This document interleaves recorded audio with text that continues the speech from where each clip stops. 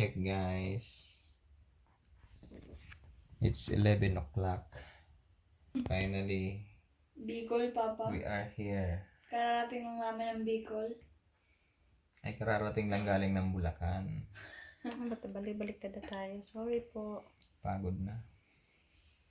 Kararating lang natin galing Bulacan. Nandito na tayo sa Bicol. No po. Dito muna kami sa aming temporary shelter.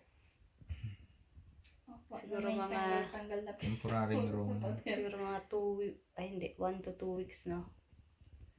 Dahil i-build natin ang ating munting tahanan. Update natin yun from start to finish. Yay. Hanap At tayo. itatayo natin yung Ano dahan-dahan. lang to? Cheap, easy, and DIY bahay kubo. See you tomorrow, Bicolandia.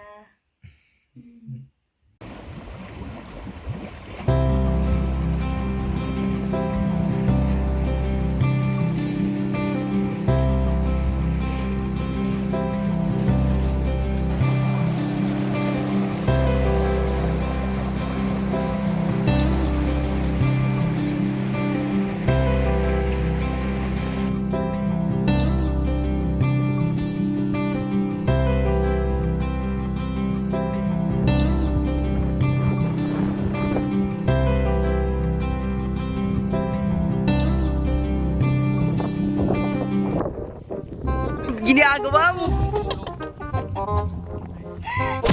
So guys, dahil buhay probinsya na tayo ngayon, bibisitahin natin yung ating pagtataniman ng palay soon. So, ito na yon. Actually, ano to, lupa to ng mama niya.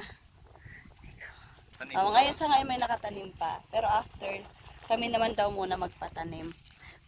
Ayan siya.